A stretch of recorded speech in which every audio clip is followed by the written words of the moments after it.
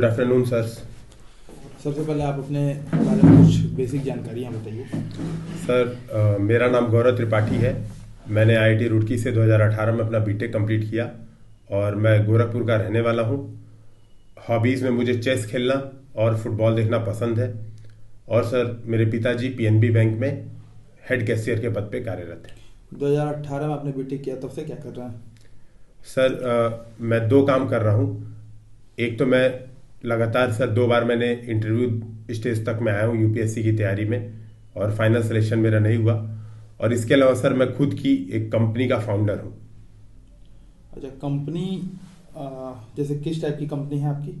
Sir जो company है उसका नाम है यूपीएससी हिंदी और वो मुख्यतः मेंटरशिप प्रोवाइड कराती है स्टूडेंट्स को जो कि तैयारी कर रहे हैं, उनके माध्यम से, जो कि या तो सेलेक्ट हो चुके हैं या तो इंटरव्यू स्टेज तक दे चुके हैं यूपीएससी की। इसके अलावा सर ये नीट जेई और अदर चीज़ों में भी आगे बढ़ रही है। तो यूपीएससी हिंदी, तो नाम तो यूपीएससी से लिया गया लग रहा है, तो ये तो सरकारी, मतलब ये तो सरकारी संस्था का नाम का मिसयूज करना हुआ। सर माफ़ कीजिएगा, ये मुख्यतः यूपीएससी जो है वो यूपीएससी की तैयारी और हिंदी क्षेत्र दोनों के प्रति मेरे प्यार को दर्शाता है मूलतः। और इसका विश्वास यही है, कंपनी का सर बस नाम ऐसा रखना था कि वो लोगों के दिमाग में बैठे, और सर उसमें इस नाम ने काफ़ी सफलता अर्जित की है। अगर ऐसा कुछ नाम के बारे में सर बहुत ध्यान नहीं है, अगर ऐसा कुछ कभी मना होता है या फिर कोई इस पे सवाल उठते हैं तो हम लोग इसका नाम फिर चेंज करने के लिए भी तैयार है। लैंग्वेज के संदर्भ में जैसे मैं बात करूं, आपने बताया हिंदी साहित्य आपका ऑप्शनल वैकल्पिक विषय है, तो वैकल्पिक विषय हिंदी साहित्य लेने के पीछे क्या उद्देश्य था आपका? जैसे अभी यूपीएससी के सिलेबस में है कई सारे सब्जेक्ट जो आप ले सकते थे इजीली। जी सर मैंने पिछले 2 अटेम्प्ट में मैंने जियोग्राफी भूगोल ऑप्शनल से परीक्षा दी थी, लेकिन उसमें मेरे नंबर बहुत कम आए थे और मेरा अंतिम चयन नहीं हो पाया था। तो सर बहुत एनालिसिस करने के बाद मुझे ये समझ में आया कि एक तो मैं भूगोल से बोर हो गया था क्योंकि 3 साल तक लगातार वो 3-4 साल में मोनोटोनिसिटी आ गई थी, और उसके अलावा सर हिंदी साहित्य ऐसा था जो उत्साहवर्धन करता था। इसमें बहुत सारी ऐसी कविताएं हैं जैसे राम की शक्ति पूजा, मैथिली शरण गुप्त का भारत भारती, ये पढ़ने से सर उत्साह का सृजन होता था और मुझे काफ़ी अच्छे लगी जो इसके राम की शक्ति पूजा से अगर आपको कुछ पंक्तियां सुनानी पड़े तो कौन सी आप सुनाएंगे? जी सर,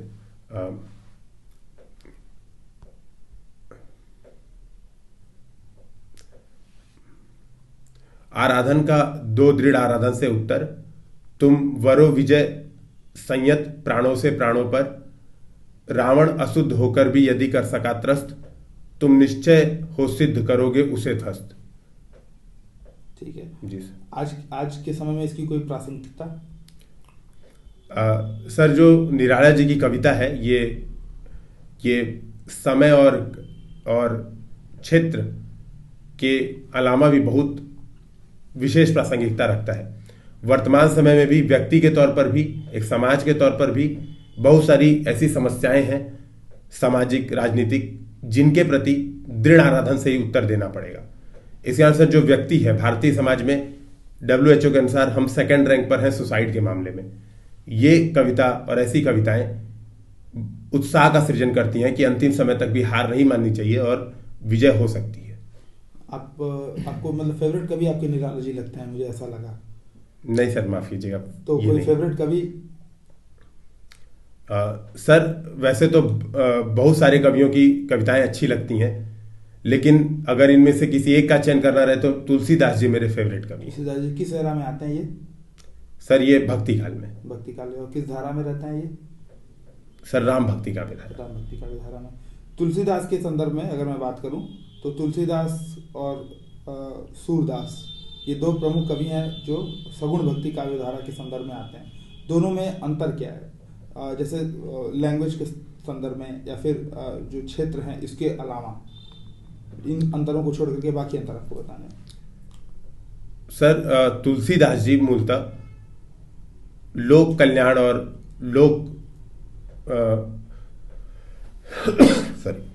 लोक व्यवस्था के कवि माने जाते हैं, और इनकी जो कविताएं हैं वो आर्थिक सामाजिक समस्याओं पे अत्यधिक रही हैं। जबकि जो सूरदास जी हैं, इनकी कविताएं मूलतः केंद्रित हैं श्री कृष्ण की लीला पर, क्योंकि इनका उद्देश्य था भगवान श्रीनाथ के मंदिर में अष्टयाम पूजा करना। तो इस वजह से इनके पदों में गेयता, वात्सल्य, माधुर्य, श्रृंगार ये गुण ज्यादा दिखते हैं। और कुछ उदाहरण सूरदास के? जी सर। मैया कबहू बढ़ेगी चोटी, इतनी बार मोही दूध पियत भई, यह अबहू है छोटी। इसको आपने बताया गेय गुणों से भरपूर है, थोड़ा सा इसको गा के बता पाएंगे?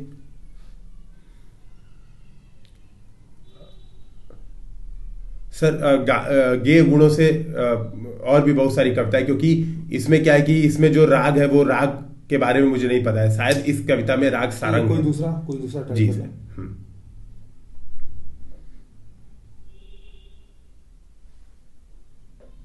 माफ कीजिएगा सर, अभी याद नहीं आ रही है। ठीक है। भारत का राष्ट्रीय जो लैंग्वेज है, नेशनल लैंग्वेज, वो कौन है? क्या ऐसा नेशनल लैंग्वेज जैसा कोई राष्ट्रभाषा जैसा कोई कॉन्सेप्ट है भारत में? सर भारतीय संविधान राजभाषा यानी ऑफिशियल लैंग्वेज की पहचान करता है। राष्ट्रीय लैंग्वेज भारत में कोई एक नहीं है, और ऐसा माना जाता है कि 8वीं अनुसूची में जितनी भी भाषाएं हैं उसे राष्ट्रीय स्तर का दर्जा प्राप्त है। तो फिर दक्षिण में विवाद, जैसे दक्षिण की लगभग सभी जो प्रमुख भाषाएं हैं वो 8वीं सूची में शामिल हैं, तो फिर ये दक्षिण में हिंदी को लेकर के विवाद क्यों होता है? सर मूलतः विवाद का बहुआयामी कारण है। जो मूलतः पहला कारण है वो है सांस्कृतिक सम्मान की इच्छा, क्योंकि ऐसा देखा गया है। और सर जो लिंग्विस्टिक सर्वे ऑफ इंडिया है उसने भी देखा कि जब कोई भारत में बहुत सारी भाषाएं विलुप्त हो गई, तो अगर हिंदी को लेकर उनका विवाद मूलतः इस बात पे है कि अगर हिंदी को थोपा जाएगा या हिंदी सर्वप्रथम भाषा रखी जाएगी, तो इससे उनकी जो संस्कृति है वो सांस्कृतिक इक्लिप्स हो सकता है। और इसके अलावा सर जो दूसरा मुद्दा ये है, जो वैज्ञानिक भी मानते हैं, कि मातृभाषा में जो शिक्षा होती है, जब व्यक्ति या बच्चा जब सीखता है तो मातृभाषा में उसकी सीखने की क्षमता बहुत अधिक होती है। रिसेंटली कोई ऐसी लैंग्वेज जो विलुप्त हुई हो, आपको याद हो?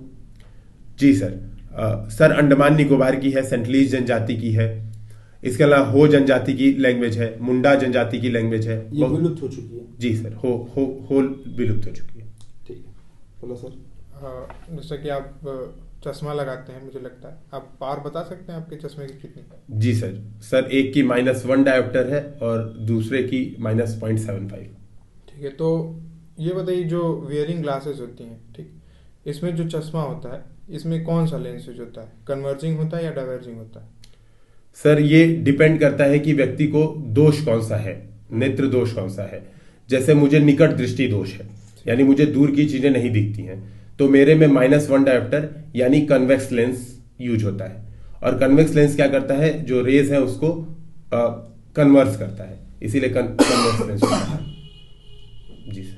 ठीक है, और बाकी सर अगर किसी व्यक्ति को निकट दृष्टि दोष, दूर दृष्टि दोष है, तो उसमें कनकेव लेंस लगेगा, और फिर वो डिपेंड करेगा कि उसको। जैसा कि आपने बताया कि आप गोरखपुर शहर से हैं, तो वहाँ पे आप कुछ प्रसिद्ध स्थानों का बताएंगे? अगर मैं आता हूँ गोरखपुर तो आप मुझे लेके कहाँ कहाँ घुमाने ले जाएंगे? सर सबसे पहले तो जो नामकरण है गोरखपुर का वो गुरु गोरखनाथ के नाम पर है, तो वो जो मठ है वो सबसे प्रसिद्ध प्रमुख जगह है घूमने की। इसके अलावा सर जो दूसरी जगह है वो है गीता प्रेस। गीता प्रेस सर प्रमुख है। सर तीसरे स्तर पे देखा जाए तो जो रामगढ़ताल और बगल का जो बौद्ध संग्रहालय है, वहां पे एक नौका विहार पिकनिक पॉइंट बना हुआ है, वहां पर घुमा जा सकता है। और इसके अलावा सर गोरखपुर मूलतः एक सेंटर पॉइंट है अयोध्या, कुशीनगर और सारनाथ को जोड़ने वाला। तो आप आते हैं तो अगल बगल बहुत एक दिन के अंदर यहाँ पे ट्रेवलिंग हो सकती है इन तीनों प्रमुख लोकेशन पे। ठीक है, मैंने आपके उत्तर में एक चीज नोटिस की कि आपने जिन भी स्थानों का बताया वो किसी एक खास धर्म से संबंधित रखते हैं। जी सर। तो क्या उस धर्म के अलावा गोरखपुर में अगर धार्मिक स्थलों की बात करें तो और कोई स्थल नहीं है जहाँ पे हम जा सकते हैं? सर माफ कीजिएगा, जो नाथ संप्रदाय का मंदिर है या फिर जो गीता प्रेस है वो सर जरूरी नहीं है कि कोई विशेष धर्म से ही है, लेकिन अगर सर मेरी बातों से ये गया है तो रामगढ़ताल जो मैंने बताया नौका विहार पॉइंट वो भी है। अन्य धर्मों के भी हैं सर, जैसे इस्लाम का अगर देखा जाए तो इस्लाम का भी गोरखपुर में जो मियाँ साहब हैं, ताजिया बहुत फेमस है, जो गोल्डन और सिल्वर ताजिया है वो बहुत प्रसिद्ध है। इसके अलावा सर बौद्ध संग्रहालय है, और बगल में मैंने बताया जैसा कुशीनगर और सारनाथ, ये भी बौद्ध धर्म के हैं। तो सर काफी धर्मों के हैं यहाँ पर गोरखपुर में भी। ठीक है। जो गोरखपुर का रेलवे स्टेशन है, ऐसा कहा जाता है कि वो दुनिया का सबसे बड़ा प्लेटफॉर्म है। ठीक, तो आपका प्रश्न ये है कि अभी रिसेंट में भारत देश में ही हमारे किसी दूसरे प्लेटफॉर्म को बनाया जा रहा है सबसे बड़ा, तो आपको उसके बारे में कुछ जानकारी है? सर मैंने सुना था लेकिन मुझे श्योर नहीं है सर। चलिए ठीक, कोई बात नहीं। अगला प्रश्न मैं ये पूछना चाहता हूँ कि अभी आपने बोला कि जैसा कि सर आपसे पूछ रहे थे तो कि आपका हिंदी से खास प्रेम था। ठीक, तो क्या ऐसा मान जाए कि आप किसी एक दल या किसी एक भाषाई लोगों के प्रति आपका झुकाव है? क्या ऐसा माना जा सकता है आपके स्टेटमेंट से? नहीं सर इसमें मैं दूसरे तरीके से इस बात को देखता हूँ सर। अपनी चीजों के प्रति प्यार सामान्यतः हर समाज के व्यक्ति को होता है, और हिंदी से प्रति प्यार है इसका मतलब ये नहीं है कि सर दूसरी भाषा का विरोध है। हर वो भाषा और हर भाषा को संरक्षित होने का अधिकार है, और सर हिंदी बेसिकली वो तत्कालिक प्यार के तौर पर उसको स्टार्ट किया गया, और हम लोग का जो कंपनी भी है, जो यूपीएससी हिंदी भी है, उसको भी सर बहु भाषाओं में उसका भी विस्तार किया जा रहा है। तो क्या ये यूपीएससी हिंदी को रजिस्ट्रेशन मिल गया है यूपीएससी हिंदी नाम से? जी नहीं सर, क्योंकि ये तो गवर्नमेंट एंटिटी है, रजिस्ट्रेशन तो मिल नहीं सकता इस पे। सर मुझे इसका डिटेल नहीं पता है कि ये इसका मिल सकता है कि रजिस्ट्रेशन नहीं, लेकिन सर जब हम लोग ने अप्लाई किया है तो हम लोग इसको SSGRL सॉल्यूशन प्राइवेट लिमिटेड के नाम से रजिस्टर कराते हैं, और इसका जो मेन अभी यूट्यूब चैनल है या फिर जो ऐप बन रहा है वो यूपीएससी हिंदी नाम से बन रहा है। अच्छा, तो क्या कहते हैं ये जो प्राइवेट लिमिटेड कंपनी है इसमें आप डायरेक्टर भी होंगे? जी सर। डायरेक्टर का रोल क्या होता है कंपनी में? सर डायरेक्टर मुख्यतः कंपनी के डे टू डे जो बिजनेस होते हैं या मैनेजमेंट होते हैं, फंड का मैनेजमेंट और जो रिसोर्स मैनेजमेंट है, उन सभी पर निर्णय लेता है। तो आप इसमें पढ़ाते नहीं हैं? सर पढ़ाने का काम करता हूं बहुत सीमित तौर पे। अच्छा, मतलब आपका रोल बेसिकली मैनेजमेंट का इसमें है। ठीक है, मैनेजमेंट में इसके अलावा जो आपने बताया उसके अलावा और कोई मैनेजमेंट इसमें नहीं पड़ता, वो होता है जैसे ऐप डेवलपमेंट वगैरह हुआ या फिर कहीं और, तो ऐसा कुछ आपको कुछ? सर माफ कीजिएगा, समझ जैसे मैं ये बोल रहा था कि आपने बताया कि आपके कुछ डायरेक्टर्स की कुछ एक्टिविटीज़ हैं एज कंपनी में, तो इस एक्टिविटीज़ के अलावा और कोई एक्टिविटीज़ जो एज ए डायरेक्टर आपको वहाँ पे परफॉर्म करना पड़ा हो? सर बहुत सारी एक्टिविटीज़ हैं, लेकिन पूरी एक टीम है हमारी और सब लोग अलग अलग काम करते हैं। जैसे मेरा मुख्य काम है यहाँ पर जो रिसोर्स मैनेजमेंट है, जो कौन सा मेंटर होगा, कौन क्या पढ़ाएगा, कौन सी चीज़ें आनी चाहिए, किसकी डिमांड है, वो मेरा काम है सर, डिमांड और सप्लाई। आप लोग जैसे मेंटर को लेते हैं तो मेंटर को जाहिर सी बात है आप अकेले तो संभाल नहीं सकते, तो मेंटर को लेते हैं तो उसके अंदर क्या चीज़ देख करके आप उसको सेलेक्ट करते हैं? सर मेंटरशिप का जो मूल उद्देश्य होता है कि जब व्यक्ति अपने लक्ष्य को निर्धारित कर चुका हो तो मेंटर उसको उस लक्ष्य के प्रति क्या कमियां आ सकती हैं वो बताता है। हम लोग सर जब मेंटरशिप के लिए इंटरव्यू लेते हैं तो हम लोग यही बात देखते हैं कि कौन सी व्यक्ति अपने गलतियों से ज्यादा सीख रहा है, अपने गलतियों के बारे में जो जितना बता पाता है कि ये गलती की थी, इस वजह से या तो प्रॉब्लम आई थी या तो नहीं आई थी, हम लोग सर वो उस चीज पे फोकस करते हैं। IIT रुड़की में स्टडिंग के दौरान भी कंटिन्यू किया जाए ना, IIT रुड़की में स्टडिंग के दौरान भी आपने बताया था कि आप एज ए मेंटर काम करते थे। जी सर। तो आज वाली जो मेंटरशिप है और जो IIT रुड़की वाली जो मेंटरशिप है उसमें क्या अंतर आया? मतलब क्या आपको लगता है दोनों में अंतर है या नहीं, या फिर लगभग बराबर है? सर अगर स्थूल तरीके से देखा जाए बाह्य तौर पे तो दोनों चीज का कॉन्सेप्ट एकदम सेम है, बिल्कुल फोकस है। वहां पे भी जो बच्चे फेल होते थे, जिनके नंबर कम आते थे, उनको ये बात समझानी होती थी कि तुम्हारे अंदर क्षमता है, तुम IIT में क्वालिफाई हो चुके हो, बस तुमको इन कमियों पे काम करना है, वो करना है। यहाँ पर भी सर मूल उद्देश्य वही है, लेकिन सर जो कोर्स करिकुलम है वहां पे मैथमेटिक्स होता था, यहाँ पर बहु विषय होते हैं, यहाँ पे डायरेक्शन अलग होता है, तो ये सर थोड़ा सा अंतर है। ठीक है, जैसे एकेडमिक रीइंफोर्समेंट प्रोग्राम के संदर्भ में भी आपने बताया था, मतलब आपके इसमें लिखा हुआ है, ये क्या है? सर जिस साल मैं आईआईटी रुड़की में गया था 2014 में, उस साल 73 बच्चे आईआईटी से निकाल दिए गए थे क्योंकि उनकी ग्रेड लगातार कम आ रही थी। 2 सेमेस्टर का मौका मिला था, फिर भी ग्रेड कम आ रही थी। उन बच्चों को एक मौका देने के लिए, और कि वो आईआईटी में गए हैं, ताकि उनको जो आईआईटी की जो गुणवत्तापूर्ण पढ़ाई है उसका लाभ मिल सके, उनके साथ कोई भेदभाव ना हो।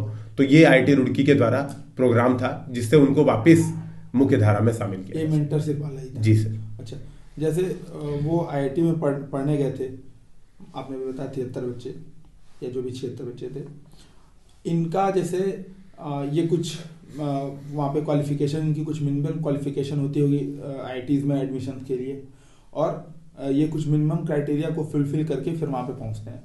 ऐसे में नंबर्स का कम आना, तो उस पर बच्चों को निकाल देना, मतलब मेरे हिसाब से आपको क्या लगता है, ये ठीक था? आईआईटी रुड़की ने मतलब ठीक किया था, आईआईटी रुड़की प्रशासन ने? सर अगर मैं इसको देख पाता हूं तो मुख्यतः आईआईटी रुड़की ने निकाला नहीं था। अंततः उनको मौके दिए गए थे, और बच्चे वापस 1-2 बच्चों को छोड़ के, जिन्होंने बार बार लगातार, और जिन्होंने खुद से भी हार मान ली थी कि नहीं हम तो कर ही नहीं सकते, और जिन्होंने खुद एक्सेप्ट कर लिया था कि हमें निकाल दिया जाए, बाकी किसी को निकाला नहीं गया था। अच्छा, वो किस कम्युनिटी से थे? कुछ किसी स्पेशल कम्युनिटी से रिलेटेड थे या जनरल बच्चे थे वो? सर माफ कीजिएगा, मुझे इस बारे में जानकारी नहीं है। ठीक सर, तो ठीक है, तो मैं अपना वही जारी करूँगा। आप मुझे ये बताइए कि आपको मतलब बाहरी लेखक तो आप इंग्लिश में बता सकते हैं, कोई भी इंग्लिश राइटर, क्या आपके भारत देश के कोई लेखक आप बता सकते हैं जो इंग्लिश में लिखते हो? जी सर। सर एक तो रस्किन बॉन्ड है जो इंग्लिश में लिखते हैं, भारत के हैं। इसके अलावा सर फिराक गोरखपुरी हैं, ये भी अंग्रेजी के प्रधानाध्यापक थे और गोरखपुर के ही थे, और ये भी अंग्रेजी में लिखते हैं। और इसके अलावा सर सर मूलतः 2 ही 3 याद आ रहे हैं। ठीक है, आप कोई पुस्तक बता सकते हैं? जी सर। सर जैसे सर रस्किन बॉन्ड की बहुत सारी पुस्तकें हैं, जैसे 5 लाइफस्टाइल चेंजेस, और सर मुझे इसके बारे में बहुत जानकारी नहीं। ठीक है, दूसरा प्रश्न ये है कि आप गोरखपुर से, ये आपका मतलब मूल स्थान है आपका, यहीं पे आप सारी जन्म, दीक्षा, शिक्षा सब यही रही है? सर मूलतः गोरखपुर ही है, और बीच में मैं 4 साल आईआईटी रुड़की और 4 साल कोटा में रहा हूँ। ठीक जी सर। तो अभी जो उत्तर प्रदेश के हमारे मुख्यमंत्री जी हैं वो यहीं के हैं, तो इनकी जो नीति आई है बुलडोजर वाली, तो आप उसको किस प्रकार से सही मतलब आपके राय में क्या है, वो सही है, गलत है? कुछ इस पे प्रकाश डालिए। सर जो बुलडोजर की जो नीति है वो मूलतः भूमाफियाओं से निपटने का और अपराध से निपटने का प्रयास है। इसके सर पक्ष और विपक्ष दोनों तर्क हैं। खासतौर पे अगर देखा जाए तो सर अपराध कम हुआ है उत्तर प्रदेश में काफी, इतना बड़ा राज्य होने के बावजूद अपराध दर में गिरावट आई है। निगेटिव में देखा जाए तो सर जो ये कार्य मुख्यतः एक्स्ट्रा जुडिशियल हो जा रहा है, और न्यायालय वह दंड करने के लिए न्यायालय मुख्यतः उत्तरदायी होना चाहिए। तो यहां पे सर इससे मामला हट जाता है। तो मेरे हिसाब से सर इस मुद्दे पर ध्यान देने की आवश्यकता है। क्या आपको लगता है कि ये विधि के समक्ष समता या विधियों का समान संरक्षण, इसका भी उल्लंघन करता है? सर उच्च न्यायालय में यह मामला गया था, तो वहां पर यह निर्णय आया था कि तात्कालिक तौर पर कार्यवाही नहीं रोकी जाएगी, और ये कार्यपालिका का उत्तरदायित्व है, क्योंकि सर जो सरकार है मूलतः उन्हीं घरों को गिराती है जो अवैध रूप से बनाए गए होते हैं, और अवैध रूप से घरों के निर्माण को गिराना। लेकिन अचानक से कोई अपराध कर लेता है या किसी का परिवार अपराध कर लेता है और अचानक से गवर्नमेंट जगती है कि अवैध हो गया, तो इसमें कहीं न कहीं उसके कुछ राइट्स तो प्रभावित होंगे ही, क्योंकि अगर अब सबसे बड़ी बात क्या है कि आप जिस अपराध को कर रहे हैं उसके लिए किसी और को सजा नहीं दिया जा सकता। जी सर। तो कहीं न कहीं इसमें मतलब या सिस्टम का भी तो दोष है ना, कि वो अब मतलब ऐसे जो इल्लीगल जो बिल्डिंग्स हैं उनको बनने क्यों दे रहा है? जी सर, मैं इस बात को मानता हूं, और मैं सर इस बात को स्वीकार करता हूं कि अगर इस चीज पे ध्यान दिया जाना चाहिए, और सर उम्मीद है कि सरकार और जो हाई कोर्ट है वो भी इस पर निर्णय लेगी। ये जो डिमोलिशन होते हैं ये किसके ऑर्डर्स पे होते हैं यहाँ पे, मतलब जिले में किसके पास ये अथॉरिटी होती है ये ऑर्डर्स देने के लिए?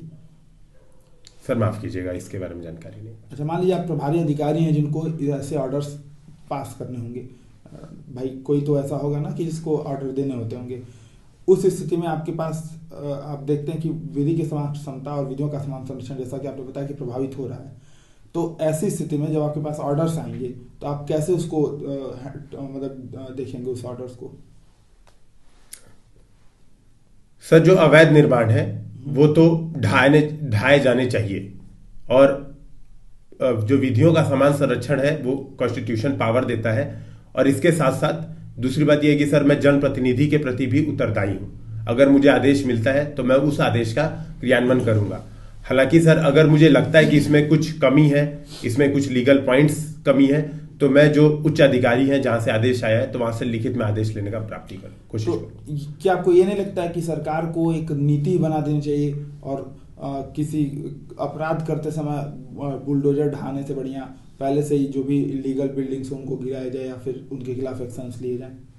जी सर, और सर नीति बननी चाहिए और सरकार इसमें प्रयासरत है।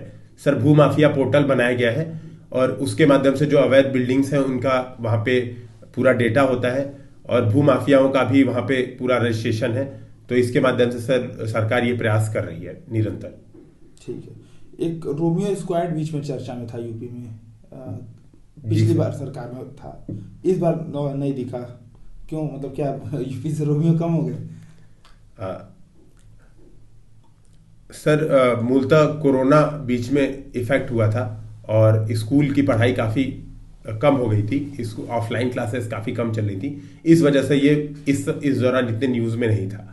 नहीं तो सर उत्तर प्रदेश सरकार की पूरी कोशिश यही थी कि जो महिला सम्मान है, महिला सुरक्षा है, वो बनी रहे और इसके लिए सर ये बनाया गया। कोई 5 ऐसी योजनाएं बताइए जो महिला सुरक्षा है, महिला सम्मान के लिए यूपी सरकार चला रही है स्पेसिफिक तौर पे। सर पहली योजना है मिशन शक्ति और दूसरी है 1090 जो हेल्पलाइन है। मिशन शक्ति के साथ सर पिंक पुलिस और पिंक व्हीकल्स बनाए जा रहे हैं, पीआरवी वैन बनाई जा रही हैं। 1090 हेल्पलाइन है, उसके माध्यम से फोन करने पर तुरंत कार्यवाही होती है। तीसरे स्तर पर सर सामाजिक आर्थिक सशक्तिकरण के लिए स्वयं सहायता समूहों को सहायता दी जाती है। और सर जो छोटे स्वयं सहायता समूह है जैसे महिला पुलिस मित्र, ये कुशीनगर का सर मुख्यतः प्लान है, तो वो है। और सर चौथे नंबर पे जो कन्या सुमंगला योजना है उत्तर प्रदेश सरकार की, वो है, वो पढ़ाने के लिए है महिलाओं को। और चौथे नंबर पे है सर सामूहिक विवाह योजना, पांचवें नंबर पे, माफ कीजिएगा सर। तो सामूहिक विवाह योजना में 50,000 रुपए मुख्यतः दिए जाते हैं महिलाओं को। उसमें विधवा महिलाएं और तलाकशुदा महिलाओं को सशक्तिकरण का भी प्रयास किया जाता है। ठीक है। आपके जो एरियाज हैं जैसे बेसिकली गोरखपुर है या फिर गोरखपुर में आप इन जो 5 योजनाओं का आपने नाम बताया या गोरखपुर या अगल बगल के भी आप इंक्लूड कर सकते हैं, तो आपको ये जो योजनाएं हैं इसमें से कोई योजना आपको धरातल पे दिखी? सर बहुत सारी योजनाएं दिखी हैं सर। जो पिंक व्हीकल हैं वो दिखते हैं। पिंक बूथ लखनऊ में मैं गया था तो सर वहां पे लोक सेवा आयोग भवन के बगल में ही था। नहीं, गोरखपुर के पास, गोरखपुर के अगल बगल पूछा है। अच्छा माफ कीजिएगा सर। सर सामूहिक विवाह से रिलेटेड सर न्यूज में पढ़ता रहता हूँ, हमेशा ये होती रहती है। स्वयं सहायता समूह भी सर अभी जैसे गोरखपुर महोत्सव लगा हुआ है, इसके बीच बीच में एक बार कंज्यूमैक्स लगा हुआ था, यहाँ पर भी सर जो कुछ छोटे छोटे समूह है वो अपने अचार पापड़ ये बेचते हुए दिखते हैं। और तो सर दिखता है कुछ योजनाएं सर मैंने देखी है, बाकी सब बहुत डिटेल में मुझे नहीं पता। यूपी में जैसे जाति की जो राजनीति है, कास्ट बेस्ड जो पॉलिटिक्स है, ये बहुत ज्यादा आता है। क्या आपको लगता है कि पहले की तुलना में अब जो जाति के प्रतिमान है वो कम हो रहे हैं, या जाति आधारित जो राजनीति है वो कम हुई है, या उसका तरीका बदला है? जी सर। सर अगर जाति के आधार पे देखा जाए तो जो वर्तमान सरकार है वो वर्तमान सरकार अगर केवल जाति के आधार पे देखा जाए तो बन पाना संभव नहीं था सर। पिछले कुछ दशकों के बाद ऐसा माना जाता था बीमारू स्टेट में यूपी शामिल है, तो उसका मुख्य कारण ये जाति आधारित पॉलिटिक्स भी रही है। अभी सर वर्तमान में कुछ विकास के मुद्दे भी हैं और सर कुछ नए मुद्दे भी हैं जो राष्ट्रीय स्तर के मुद्दे हैं, जैसे राष्ट्रवाद। तो कुछ नए मुद्दे भी सर शामिल हुए हैं। इस वजह से ये जाति की भावना खत्म करके सर नए प्रकार से वोट एकत्रीकरण के प्रयास किए जाए। तो क्या मतलब यूपी अब इन्वेस्टमेंट के लिए तैयार है? जो जैसे इन्वेस्टर समिट होते हैं तो उनके लिए मतलब माना जाए कि अब यूपी में माहौल है इन्वेस्टमेंट के लिए? जी सर। अच्छा, अभी इन्वेस्टर्स जो इन्वेस्टमेंट समिट जो होते हैं इसमें मैंने देखा था कि मुख्यमंत्री जी अन्य स्टेट्स में जा करके रोड शो वगैरह कर रहे हैं, तो इससे क्या इन्वेस्टमेंट में कुछ फायदा मिलता है? जी सर। सर इससे क्या होता है कि जो आम लोग हैं, छोटे छोटे स्टार्टअप्स हैं, उनको भी पता चलता है। कई बार क्या होता है कि जो बड़े औद्योगिक घराने हैं उनको तो आराम से पता होता है कि यहाँ पे इन्वेस्टमेंट के मौके हैं, लेकिन जो छोटे समूह हैं, जो नवीन स्टार्टअप्स हैं, जो अच्छा कर सकते हैं, उनको सर जागरूकता फैलाने के लिए ये काम अच्छा है। और इसके अलावा सर जो दूसरा है कि इसके माध्यम से जो प्रचार हो जाता है वो तो कुछ अपने एरिया के अगल बगल में इन्वेस्टमेंट के बारे में बताइए कि इन्वेस्टमेंट समिट से वहाँ पे इन्वेस्टमेंट आया हो, क्योंकि ऐसा देखा गया है कि प्राय जो ये इन्वेस्टमेंट होते हैं किसी खास एरिया में संकेंद्रित होते हैं, जैसे पश्चिमी यूपी में या फिर लखनऊ एवं उसके आसपास। गोरखपुर जैसा जहाँ से आप बिलोंग करते हैं वहाँ पे उस इलाके में इन्वेस्टमेंट ऐसा कुछ हुआ है? जी सर। सर गीडा जो गोरखपुर इंडस्ट्रियल डेवलपमेंट अथॉरिटी है, वहां पे बिस्लेरी, कोका कोला इसके संयंत्र लगे हैं। इसके अलावा सर प्लाईवुड का एक्सपोर्ट बहुत तेजी से हुआ है। इसके अलावा सर जो होटल है, कुछ 5 स्टार होटल्स खोले जा रहे हैं। जो कोर्टयार्ड जेम्स मैरियट का है वो प्रॉपर सर वो जमीन धरातल पर दिख रहा है। और कुछ सर और भी प्रोजेक्ट हैं जो कि धरातल पे कुछ समय में जल्द से जल्द दिखने लगेंगे। मुझे बताइए, जैसा कि आपने भी बताया था कि आपके पिताजी बैंक में, ठीक, क्या मैं सही हूँ? जी सर। तो आप ये बताइए कि जो रिसेंट में बैंक्स का मर्जर हुआ है, तो इस पे नागरिकों का क्या प्रभाव पड़ेगा? और बैंकिंग प्रणाली पे क्या प्रभाव पड़ेगी, आप ये दोनों बता सकते? सर इसके सकारात्मक नकारात्मक दोनों प्रभाव हैं। सकारात्मक प्रभाव में जो पहला है कि जो बैंकिंग व्यवस्था है वो पटरी पे आएगी, जो मैनेजमेंट प्रणाली है वो सुधरेगी। अभी क्या था कि सर जो ईज फ्रेमवर्क लागू किया गया है जो बैंकिंग की आसानी के लिए, वो सही से लागू हो पाएगा, इफिशियंसी बढ़ेगी और सर कॉस्ट कटिंग भी हो पाएगी और बैंक लाभप्रद हो जाएंगे।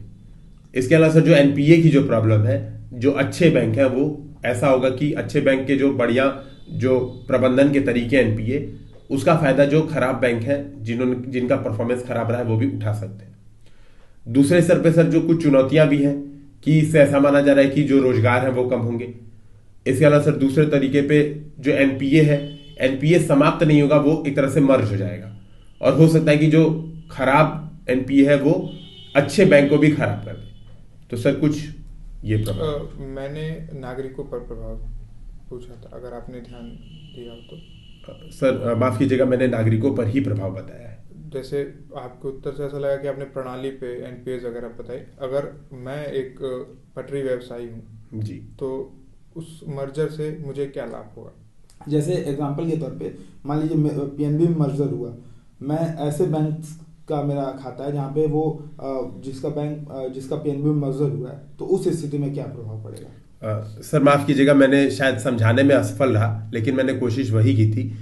मैंने सर ये अभी भी सर ये प्रभाव है कि जैसे ईज फ्रेमवर्क की जनता तक बैंकिंग प्रणाली आसानी से पहुंचे, वो फ्रेमवर्क से जो आरबीआई का है वो आसानी से पहुंचे। मेरा कहने का मतलब क्या था कि अभी मेरे आईएफएससी कोड चेंज हो जाएंगे, मेरे एटीएम पासबुक चेक ये सब चेंज हो जाएंगे एज अ पटरी व्यवसायी। और जैसे कुछ मैं डेली लाइफ में हो सकता है मेरे घर के बगल में बैंक हो, अब मुझे 10 किलोमीटर दूर जाना पड़े, तो ये सब भी तो प्रभाव इफेक्ट पड़ेगा ना सर। मूलतः जो बैंकिंग मर्जर है उस पर इस बात का ध्यान रखा गया। सर माफ कीजिएगा, मुझे मतलब ये मैं समझ नहीं पा रहा हूँ अभी, मुझे समझ में नहीं कोई बात नहीं। अगला प्रश्न है कि आपने आईआईटी रुड़की से पढ़ाई की है, ठीक, तो आप मुझे बताइए कि अगर आपको मैं जो कुंभ मेला आयोजित होने वाले हैं उसका अगर मैं आपको मेला अधिकारी घोषित कर देता हूँ, तो आप किन किन बेसिक चीज़ों का ध्यान रखेंगे ताकि जो श्रद्धालु आते हैं उनको भी वो रहे, जो व्यवसायी हैं उनको भी सुलभ रहे, सुविधा रहे? तो आप कुछ 5 पॉइंट्स में इसको बता दीजिए। सर मुझे 10 सेकंड समय हाँ, दीजिए सोचने का। अपना समय लीजिए।